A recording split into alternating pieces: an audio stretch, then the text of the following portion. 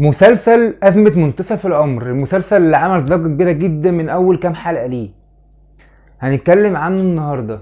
بس قبل ما نبدأ لازم تعرف إن المسلسل دوت معمول للناس اللي فوق 18 سنة، فأنت لو أقل من 18 سنة معلش سامحني وعدي الفيديو دوت واتفرج على فيديو تاني. القناة بقت مليانة فيديوهات دلوقتي، خلاص مشيتوا دلوقتي كل الموجودين 18 سنة. قبل ما نبدأ الفيديو عايزك تعمل لايك وسبسكرايب وتفعل زر الجرس عشان يوصلك كل جديد ليه علاقه بالمسلسلات والافلام. ويلا بينا.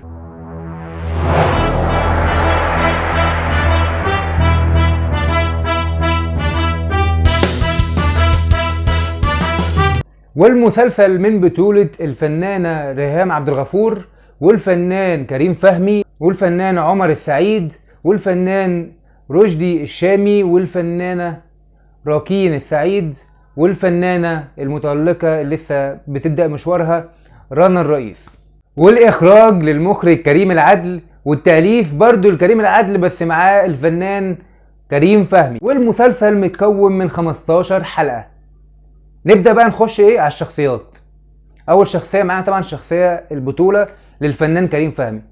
شخصية كريم فهمي أنا أول مرة أشوفه بيمثل بجد، انا اول ما اشوف الفنان كريم فهمي بيمثل وبيمثل كويس كمان، ودوت عمله في الشخصيه الحقيره ديت. الشخصيه دي بكل بساطه شخصيه حقيره بتعمل بلاوي وبتعمل اخطاء كبيره جدا وما بتحسش بالذنب وبتحس باي حاجه، وكمان عنده مامي ايشوز. والشخصيه ديت اكتر حاجه هتجنن المشاهد فيها انك ما تقدرش تتوقع هو هيتصرف ازاي في المواقف والمشاكل اللي هتقابله في المسلسل.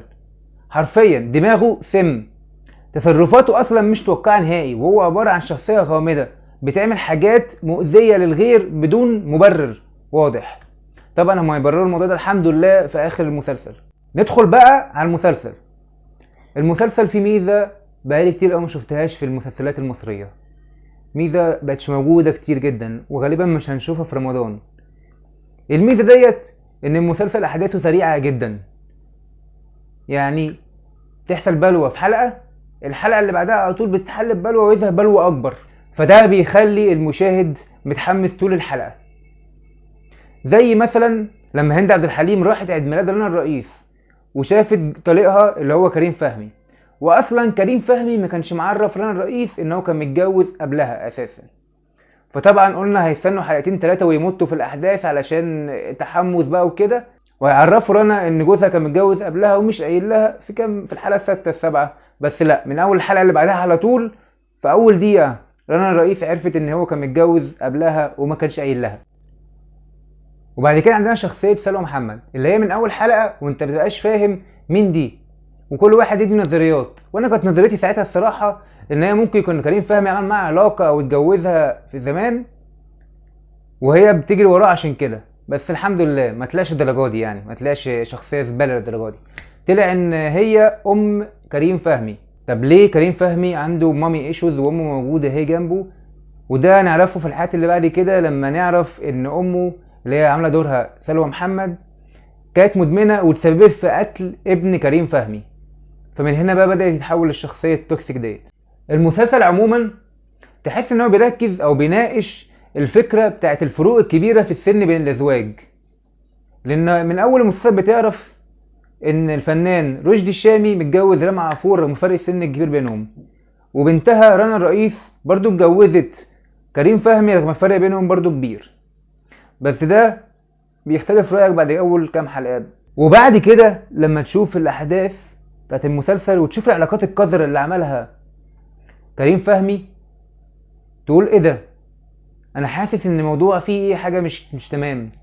تحس ان هما بيدسوا السم في العسل، وده شيء غريب لان هو كده انت كأنك بتقول لي ان عادي ان واحد ينام مع حماته او يعمل علاقه مع حماته.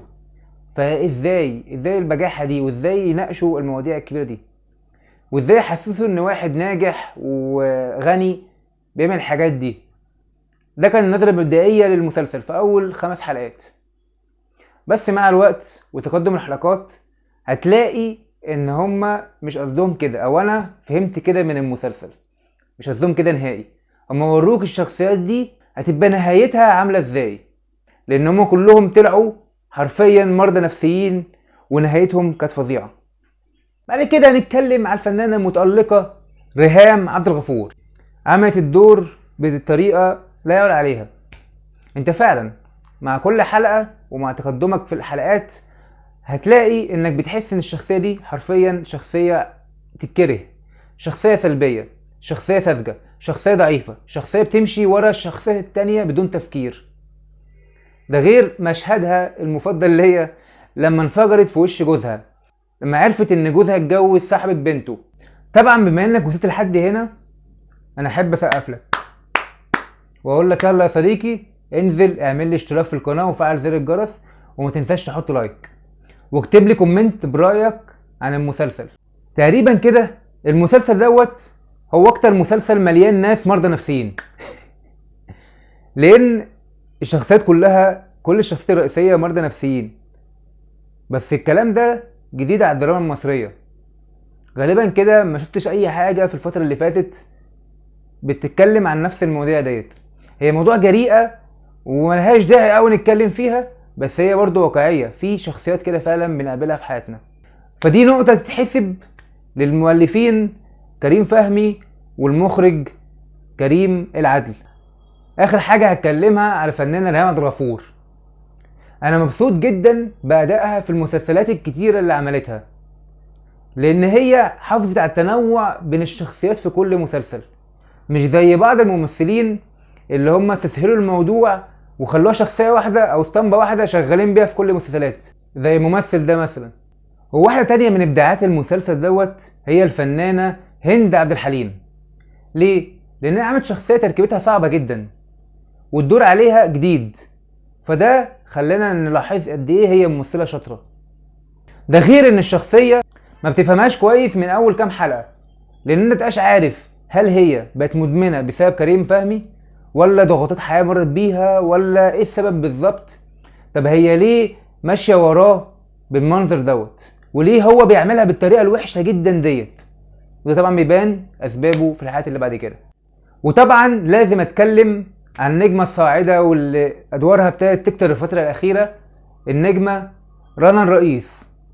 رنا الرئيس عملت دور مختلف تماما عن كل الادوار اللي عملتها في الاعمال السابقة ليها، وده يخلينا لازم نشيد بأدائها الجيد وتمثيلها كويس في كل الحلقات. ونيجي بقى لاخطر شخصية عجبتني في المسلسل وهي شخصية الفنانة راكين سعد. الشخصية ديت تبالك انها شخصية كيوت وشخصية لطيفة، بس هي في الحقيقة حرباية. هي المثال لشخصية اللي بوشين. والشخصية ديت عندها دادي ايشوز وده بيخليها تنجذب للرجالة الكبار في السن اللي اكبر منها ب20 30 سنة كده. نيجي بقى للممثل اللي انا مبسوط ان انا شفته في العمل ده وهو الفنان عمر السعيد. عمر السعيد بقاله كتير قوي ما مثلش، بس انا انبسطت من دوره جدا في المسلسل لانه عمله باتقان شديد. الشخصية عمر السعيد في المسلسل هي شخصية مع حق بس في نفس الوقت انتهازية لأبعد الحدود. شخصية هتفضل من اول حلقة لحد اخر حلقة مش عارف تحدد هل هو كويس ولا هو وحش زي باقي الشخصيات، وفي الاخر هتأكد ان هو شخصية زبالة بس هو ولا حاجة حرفيا لو قارنته ببقية الشخصيات. وهنا احب اقول لكم رأيي على العموم، رأيي الشخصي طبعا عن المسلسل. المسلسل من متوسط لجيد، هتحس ان الاحداث سريعة وده هيريحك جدا في المشاهدة، بس المواضيع اللي بيناقشها هتلاقيه بيتعامل معاها ببرود شوية فهتحس ان في حاجة غلط. المواضيع دي ما تتعاملش معاها بالطريقة دي خالص، وهتلاقي مصايب بتحصل وتنتهي بسرعة غريبة كأنها ما حصلتش، وده عيب من عيوب المسلسل. بس اوفر اول المسلسل كويس بس ما يصلحش للمشاهدة العائلية نهائي، رغم ان مفيش مشاهد ساخنة بس الافكار اللي بيناقشها المسلسل ما ينفعش للناس اللي اقل من 18 سنة. فانا من وجهة نظري وتقييمي للمسلسل دوت اديله 7.5. ودلوقتي لو انت مش مشترك في القناة ياريت تنزل تشترك دلوقتي وتفعل زر الجرس، ولو عجبك الفيديو متنساش تحط لي لايك، واشوفكم في الفيديو الجاي.